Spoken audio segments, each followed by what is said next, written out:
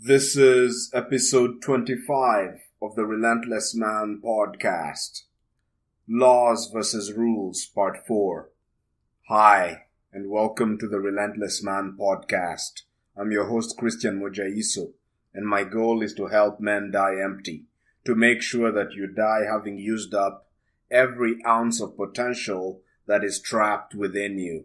However, to help you die empty, I'll have to be very raw and brutally honest with you. So if you're easily offended, stop listening. If you're easily triggered, stop listening. If you can't handle explicit language, stop listening. If you are fragile, stop listening. Otherwise, let's dig in. Before we begin this episode, I'd like to urge you not to copy, not to blindly implement everything that I say in this podcast episode. Rather, what I recommend is that you turn on your brain, that you think for yourself, and that you make sure that the decisions that you make are the product of your own thinking and decision-making process. Remember, do not be a follower, be a student. In this episode, we're going to continue. This is the fourth part in our series on laws versus rules. And I define a law to be a real principle and a rule to be a fake principle. What's an example of a law? Well, there's a law that says, as a leader, if you take care of your people are going to take care of you. That is, if you really, your primary value is to serve the people you're leading, then the people you're leading are going to have trust for you, and they'll actually go to the ends of the earth for you. This is actually a law of leadership. Right? How do we know it works? It's because it's been demonstrated time and time again. Whenever a leader is willing to give everything for his people are also willing to give everything for him. It's been seen in battle countless times with commanders and their soldiers, etc. So that would be an example of a law. It's an example of how things work. It's an example of how leadership works.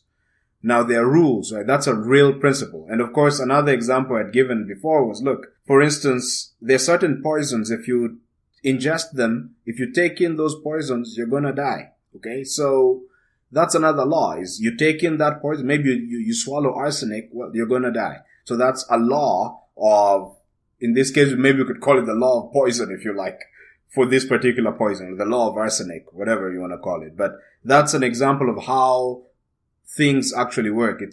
It describes how the human body works in relation to a given poison. But not every principle is real. Some principles are fake. And those are what we call rules as opposed to laws.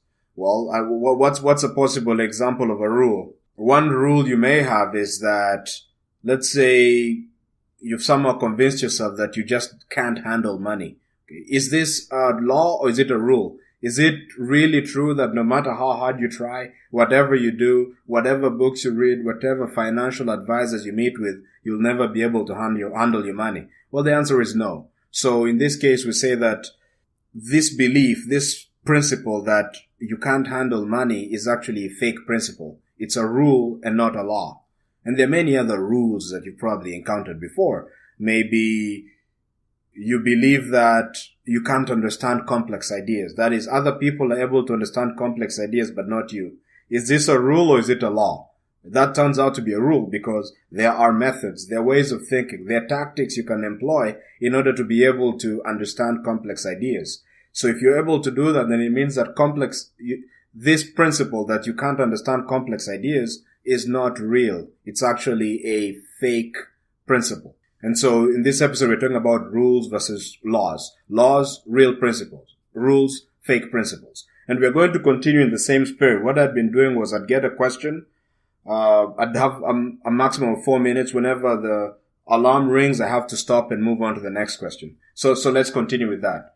Our next question is, does human behavior run by laws? Right. So human behavior seems so chaotic. The way people behave, the way they talk, the way they act seems so unpredictable and chaotic. Well, that is true.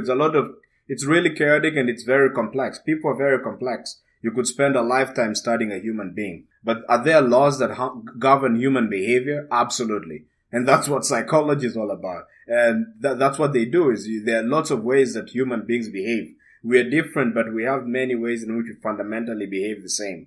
So for instance, for most people, if you smile at them, they smile back at you. Why? Because they're operating by a principle, a law, that if you smile at them, they assume you really like them. And so, in reply, what they do is they like you as well. Why wouldn't you like someone who likes you? Okay. Of course, I mean, there are exceptions, right? It depends on which person you're dealing with. But for many people, that's really a valid concept there, is that if you smile and treat them well, they also treat you well in return. There are certain exceptions, people who don't, and those people operating by a different law. But yes, there are laws which if you learned them, you'd be able to understand very clearly how human beings behave. They're not going to work in every situation because there's no law that trumps every other law. It just depends on the situation you're dealing with. So another simple law is if you went into a room and started yelling and screaming, well, everybody's going to be on edge. Everybody is they may not run away, but they're going to be tense and on edge because that's a scary situation. And you already have triggered the fear centers or the anxiety centers of the people's brain. That's just something about human behavior is usually we associate loud noises and violence with danger. And so we are on the lookout to protect ourselves from things like that. There are other things, other laws of human nature as well and behavior.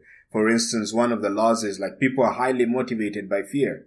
Why do you think your news works? Right? The news every time you watch on TV. Well, primarily, what news do you get? You get news about bombings and killings and muggings and shootings, all the dangerous, scary stuff, a bear that escaped, a lion that escaped from a cage, a crocodile that ate a baby. Those are the stories you hear. Why? Because they trigger fear. And usually when it comes to people, we respond more to fear than many of the other emotions. So if you tell me, oh yeah, someone succeeded today, okay, that's nice, but that's not really going to capture my attention. But if you tell me that, oh yeah, there's a bear and it could be coming to the house, now you've triggered my survival instincts. That's another law of how people behave. And the more of these laws you have, the better a predictor you're going to be of human behavior. You'll never be able to perfectly predict human behavior because human beings are complex, but you could do a heck of a good job. And there are people out there that have spent time studying the laws that govern how people behave. And these people have an advantage. In order to die empty, in order to realize your potential, you're going to need to succeed at the social game,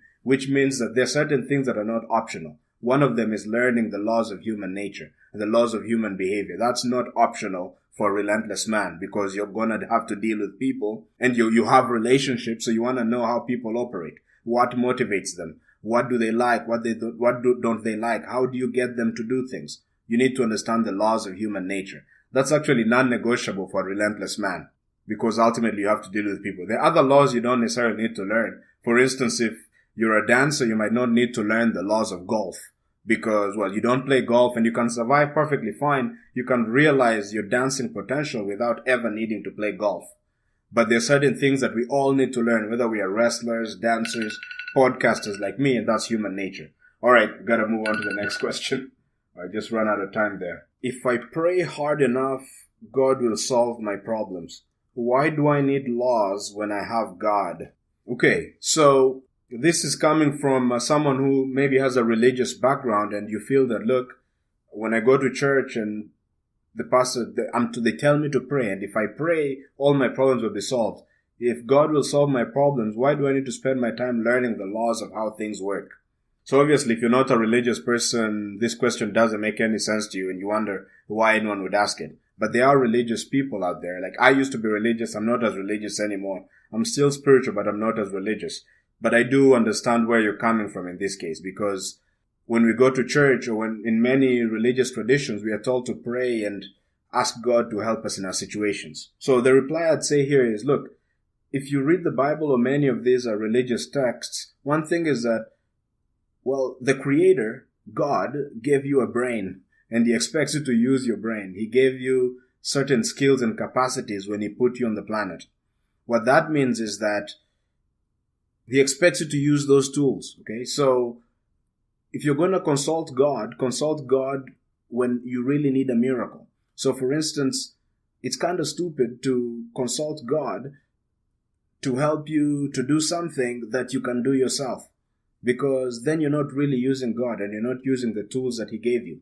So rather than praying that evil people don't take advantage of you, what I recommend is that you learn the laws of how people operate, how evil people operate, so that you can predict when someone is going to try and sabotage you and you're one step ahead of them and you avoid it. So here you're using the tools that God gave you as opposed to just putting your hands on your chest, sitting back and praying and hoping God will solve everything for you. This is actually a very lazy attitude that is not admirable at all. So if you're a religious person, still, you need to learn the laws because you want to do everything you possibly can and only leave those things that you're not able to do to God or whatever deity it is that you worship. Okay. But yeah, sitting on your hands, waiting for things to be solved, yeah, unacceptable. Well, maybe there are people who can do that, but not for a relentless man. A relentless man is someone who takes action, is someone who pushes forward. A relentless man can be religious, of course. A relentless man can believe in God, of course. I have my own spiritual beliefs. They're not solid. That's why I don't share them on the podcast, because I can't prove them. I have difficulty with things I can't prove. But indeed, one thing I do know is that whatever or whoever it is that created us also gave us the capacity to solve problems. He gave us brains and intended us to use them. So it's very lazy and unacceptable to stop thinking, to stop learning the laws, and somehow wait for God or the force of nature to help you out in different situations. That's simply unacceptable. And it's actually the opposite of using your potential, because dying empty means using all of your potential. It means using your potential to learn the laws. It means understanding how the world works. Because when you understand how the world works, you need to push yourself. You need to use up the stuff that you have within you. And that is really what dying empty is all about. It's about pushing and using your brain and thinking, learning the laws, applying the laws, breaking the rules. If you're waiting for some deity, for God to help you out in every situation, that's simply not acceptable. And you're really not dying empty, and you're definitely not a relentless man. Okay, let's move on to the next question. The world is too chaotic. Does it really run by laws? This is a good question. We've answered something similar to it. You look at the world, it's so chaotic. There's objects moving, there's people doing all sorts of things to us, there are tons of moving parts, there are galaxies, and our galaxy is just one of a few galaxies. And if you listen to crazy physicists, they tell you, look, this is one of many universes. It seems so big, so many pieces, so chaotic. Could it really run by laws? Does it really run by laws? And that is one of the most amazing things about the world that we inhabit.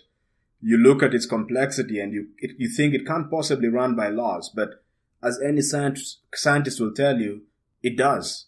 You look at the human body, it's so complicated. But if you start studying the human body, you realize, oh wow, there are actually certain laws. There's something called the DNA, and this is how the DNA works. There's something called cells, and here's how the cells work. Oh my goodness, the brain is so complicated. Oh, but here's how it works.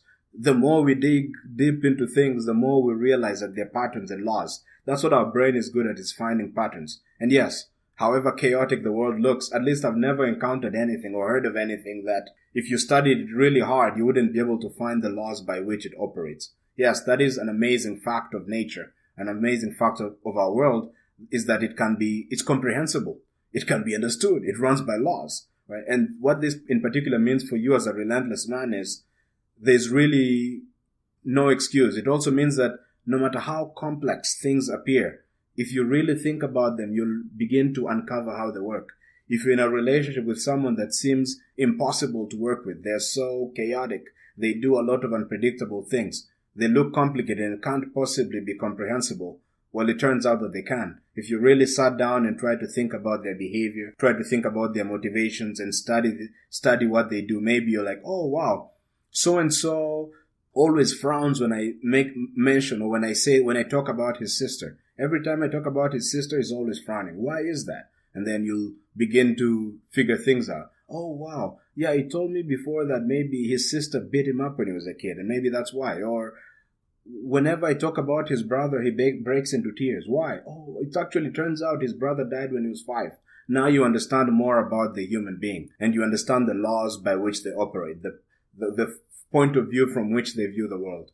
And that means, yes, that's the beauty of the world, is that it works by laws. And There are laws that govern human behavior. There are laws that govern physics. There are laws that govern psychology. There are laws that govern chemistry. If you're trying to read a book, there are laws that govern reading a book. If you're trying to be a better listener, there are laws that dictate how to listen correctly. Yes, the world just is filled with laws. And the degree of success you have in your life is a reflection of how many of the laws you know and are applying. The more laws you learn and apply, the more successful you become. The more laws you're ignorant of, the more suffering you experience. Okay? The worse off you are. Of course, in general, there may be cases where if you might miss a vital law. Like, let's say if you know all the laws of making money, but you never learned the laws of how to be happy and content, then yeah, you know many more laws than everybody else. But yeah, you're really going to suffer from sadness, which is a really huge form of suffering, isn't it? Is to have a lot of resources and to have financial and external success, but be depressed and not happy with yourself. So yeah. So of course, everything within reason. But yes, indeed, learning more laws will make you more successful externally. And if you want to be successful internally and realize your spiritual and emotional potential, then you're going to have to learn the laws of emotion, the laws of the spiritual laws, etc. All right, let's move on to the next question. Run out of time. The question is, what is a law? All right. So now you believe me that these questions are chosen at random because yes. So this thing of what is a law, I should have probably put it at the start. But yes, so that is the question. We've talked a lot about laws and rules. So maybe to reiterate a bit, I'd say here that a law is a real principle. The world is filled with laws, right? And a rule is a fake principle. It reflects something that's not true, a principle that actually doesn't work. Okay. So a relentless man looks for the laws and he works in accordance with the laws. And that is really what realizing your potential is all about. Is you'll find yourself as you have a mission. You're a relentless man. You have a mission. Okay. Look, I want to be an Olympic swimmer. This is my mission at the moment. I want to be an Olympic swimmer and inspire people with my ability to swim so well and show kids that anything is possible. Okay. This is your mission in life. Well, to become an Olympic swimmer, you're going to need to know certain laws, the laws of swimming. You'll have to learn the laws of how the water works, the laws of freestyle. Like that's one of the swimming styles. How to move your hands, how to move your legs, how to move your body if you're doing a butterfly, how to breathe underwater, how to eat correctly, the laws of nutrition. Because if you eat correctly, then you're able to swim for much longer. You're going to learn how much rest you need in between practice sessions. You're going to need to learn the laws of practice. How long should you practice? How much should you focus during the practice? You're going to need to learn the laws of listening to feedback. Very likely you have a coach and the coach will tell you what you're doing wrong. So you need to learn how to handle your emotions, the laws of emotion, so that you don't get carried away emotionally and end up screwing yourself over, not learning as much as you possibly can from your coach and failing to become the best you possibly can be at the sport of swimming. So you see then why laws are so important. And you also see, and you also see how really the only thing you need to have is the desire and the willingness to learn the laws. And suddenly almost anything becomes possible. Okay. It's almost whatever it is that you're trying to do. Well, there are laws for that. You figure out what the laws are, you follow the laws, and you get there. Okay. Of course, sometimes nature is unpredictable, but yes, that is an amazing fact that laws govern things. And if you learn the laws, you get the consequences of the laws. It makes life less complicated, less worrisome, right? If you're a student, I've experienced this before where I'm trying to learn a mathematical concept. I'm a math student. I'm trying to learn a mathematical concept and it looks impossible. The equations are just too long, too many integrals. It just seems impossible. But because I know the laws of learning, I don't need to worry so much because I know that, look, the laws of learning are the same. If I apply the laws of learning to this principle, I'll learn it as well. And indeed, I apply the laws of learning and this seemingly complicated proof and the mathematical idea becomes very obvious actually, and I can teach it to somebody else. Right? And this is really fascinating. I don't need to worry if I know the laws. And same with you. If you know the laws, you don't need to worry. Just work in accordance with them and you're good to go. All right. And yeah, this is why outcomes in a sense are predictable, because if someone is violating the laws, you know where they're going to end up. And if someone is following them, you have a sense of where they're going to end up. All right, let's move on to the next question. I'm beating a dead horse there. What is a principle? All right. So we've been talking about how a law is a real principle and a rule is a fake principle, but the question still remains, what is a principle? Because I keep using it, but what is it? So I'll define the principle like a mathematician would. If you do math and if you've learned about functions, then this makes perfect sense. A principle is something that takes an action and gives you a consequence. That's what a principle is. So, well, if we look at the principle of, let's say, digestion, okay? What does it do? It takes in food. You perform an action, you eat food. The outcome, the food leaves your body, right? Usually through poop or something, right? The food exits your body. So that is, the input is food, the output is excrement, okay? What's another principle, okay? You perform an action, you throw a ball, and then the laws of physics and gravity act on the ball, and the ball moves in the air according to certain laws and lands in a given location. So that is a principle as well, is you do an action, you throw the ball, the outcome is the ball lands on a given location. And they're also obviously principles of, they're also principles of human behavior. So for instance, if you spend time with people, your relationship with them will grow. If you spend quality time with, if you're a parent, and you spend quality time with your kids, well, your kids will become more connected to you. What is the action? Spending time. And then the principle takes that action of spending time, works on it, and the outcome is a closer relationship with your children, a closer relationship with your wife, whatever it is that you're trying to do. You're a teacher, well, if you treat your students well and you empower them and you believe in them, well, that's an action. The principle of leadership works, and the end result is that, well, the students are more engaged. The students are willing to put in more time on your class. The students are giving their all. The students are pushing to the limit because the professor believes in them, the teacher believes in them, and so they now believe in themselves. Right? So all you did was an action, and then the principle took over. It took the action and gave you an output. In this case, the output was engaged students. And this is why principles are powerful. We think about it. We really don't control the concept.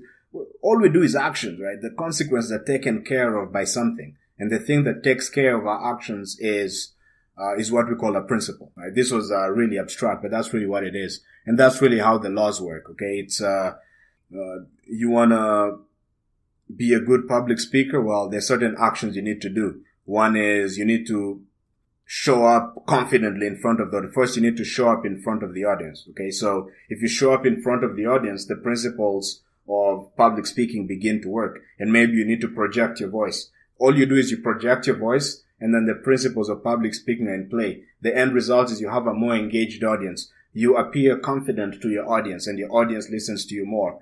There's really a certain humbleness when you think about principles. Is all we do is perform actions, and then something takes over. Something takes our actions and turns them into consequences. So our job is really just to figure out what actions we need to perform, how we need to perform them, and then let the laws, the principles take over.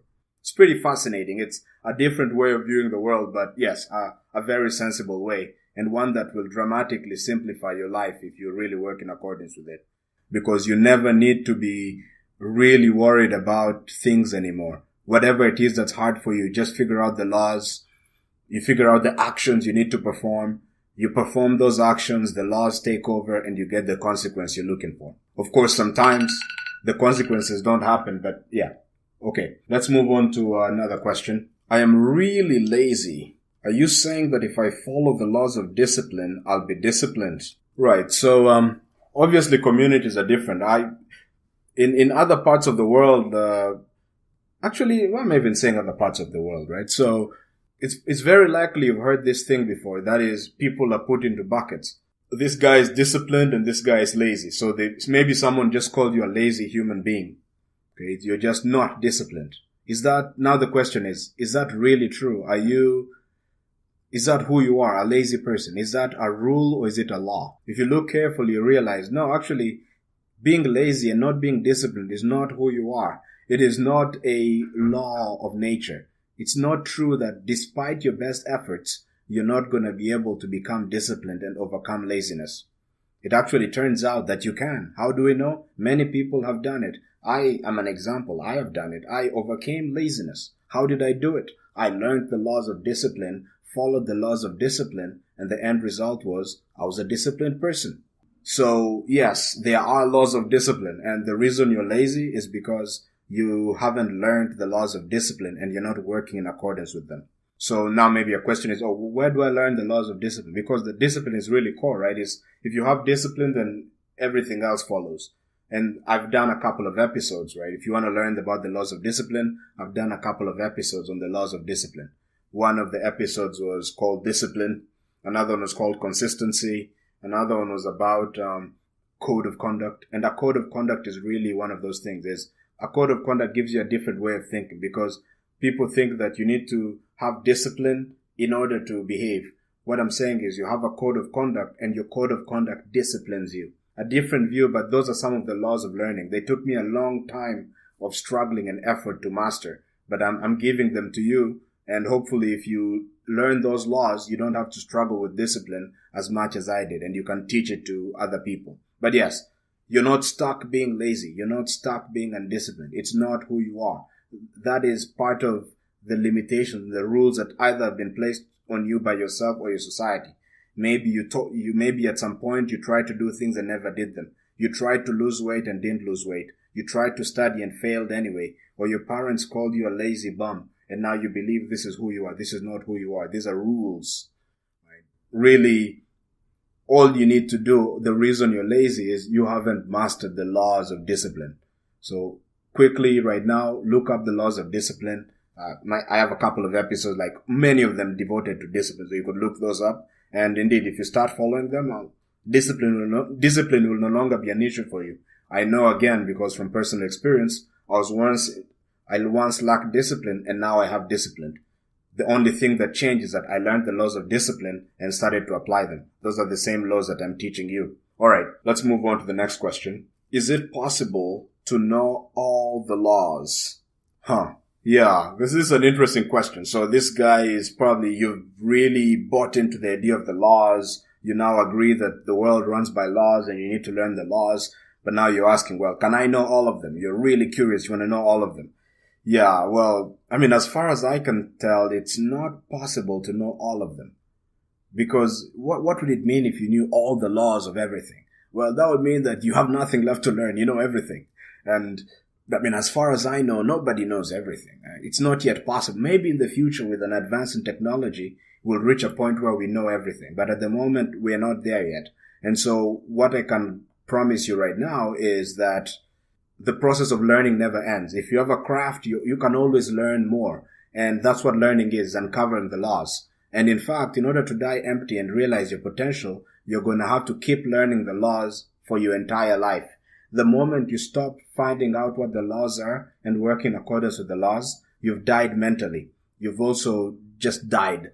And in particular, you're not using up your true potential. That means that when you end up in your grave, you'll have some potential left within you. This is something we want to avoid completely, and that's what the podcast is all about. It's all about you every single day uncovering the laws of how things work, learning a law you never knew before, working in accordance with that law, and then discovering more laws you never knew and working in accordance with those laws. That's part of what life is growth and improvement and constant learning the laws, and as a result, being able to solve more problems for the world, being able to help transform people and push humanity forward. All right, let's move on to the next question. That was actually super quick.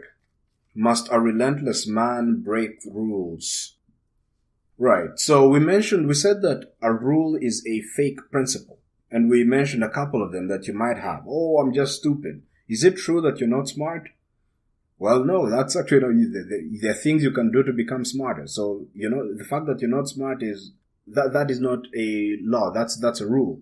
Wait, what was the question again? Right. So, yes. So let's suppose that now you believe that you're not smart. Okay. You've convinced yourself that you're stupid. So one is, this is a rule, right? It's not reality. It's actually not true that you're not smart. So part of dying empty will need you to become smarter. What that means is that you'll have to overcome this limiting belief, this rule that you're not smart. So if you're overcoming that rule that you're not smart, what you're doing is that you're breaking the rule.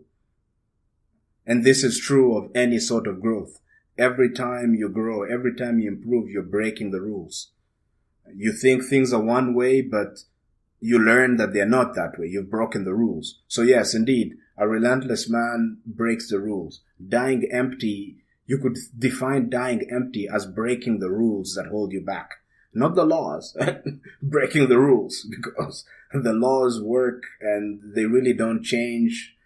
They're the sorts of things that you don't have much control over. They work against you whether you like it or not. So when it comes to the laws, you want to know the laws of nature, the laws of biology, the laws of psychology, the laws of relationships. You want to know those and work in accordance with them. And actually, that's what learning is. Every time you break a rule, you also learn a law, or you reinforce your knowledge of a given law. So you could think of it as, actually this just appeared in my brain right now, but yes, you could think of it as kind of like a balance. Let's say maybe when you're born and you're a kid, if you have a jar which is filled full of just rules, okay? And then another jar that's just empty, maybe has very few laws that you know. Now, when you're dying empty, you have one red jar. One jar contains rules. Those are just rules, and another jar contains a few laws that you know. Okay. Every time you learn and improve, well, you break one of the rules. And so those rules are now thrown. Every time you break a rule, you learn a law. And so you now start knowing more laws, and you start having less rules restricting you.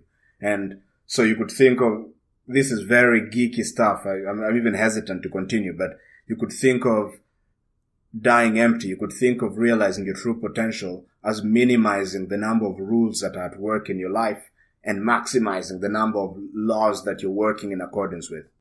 All right. Enough of that geeky stuff. Okay, let's move on to something else. How will learning the laws help me to die empty? Okay, so dying empty is realizing your true potential. It's using up everything you have within you. So in order to do that, we said you need to break the rules. And breaking the rules also means learning the laws. Right? So it's pretty clear then.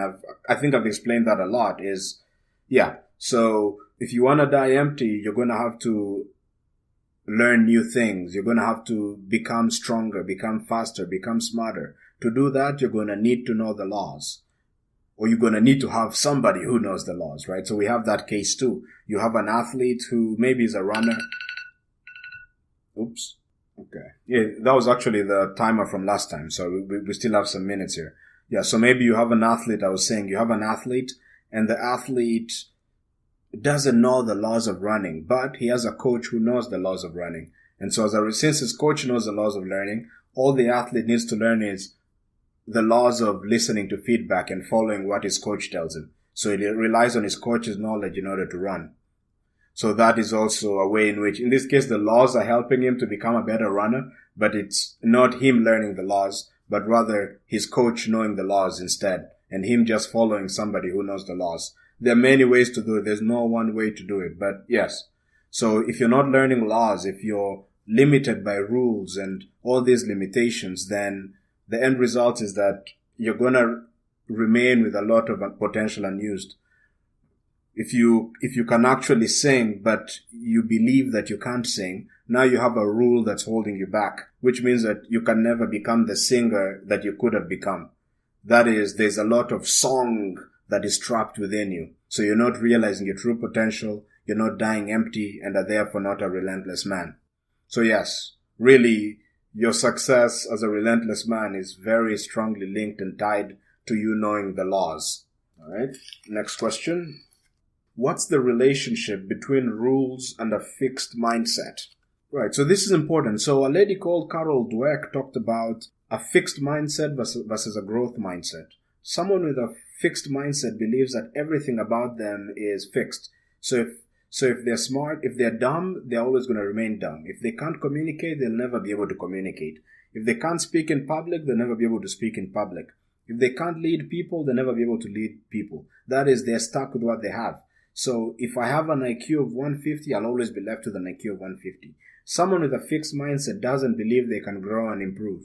Someone with a growth mindset believes that the opposite of a fixed mindset, believes that they can improve and grow, that they're not stuck where they are. They can always get better. They can get stronger. They can get faster. They can get smarter. Whatever it is that they're doing, they can do more of it. Whatever limitation they have, they can overcome it.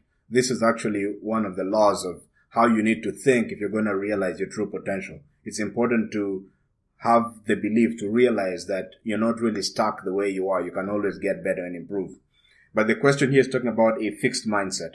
How does a fixed mindset relate to rules? Okay, when you have a fixed mindset, you believe, as we said before, that you're stuck the way you are. So that means that, let's say, if you can't play the violin and you have a fixed mindset, you believe that this is who you are. You'll never be able to play the violin better. Well, what is that? That's a rule, because in reality, if you practice correctly, you can play the violin better. So you see, a fixed mindset is related to rules in a very intimate way, because if you have a fixed belief about something that's actually not fixed, then you're really following a rule. There's a rule, that rule is holding you back from getting further. So let's say if you can only lift 20 pounds, and you convince yourself that you can only lift 20 pounds, then now that's a fixed mindset. You have a fixed belief that you can only lift 20 pounds. What's also happening there is that now you're following a rule that you can only lift 20 pounds, when in fact, in reality, that's not true.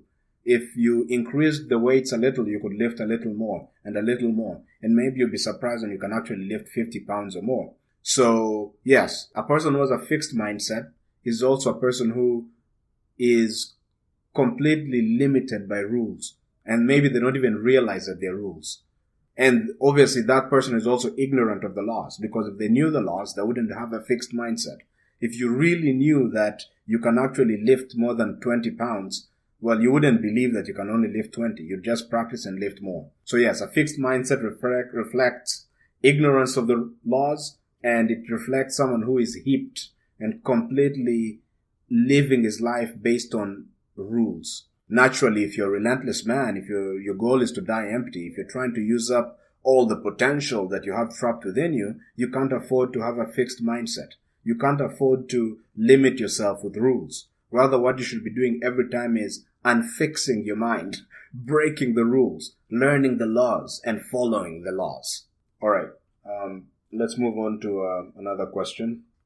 What's the relationship between laws and a growth mindset? So this is very similar to the question we had before, but the other one was about a fixed mindset. So we mentioned before, a relentless man needs to have a growth mindset. A relentless man knows that he's not stuck where he is. He can become better, stronger, smarter, whatever it is.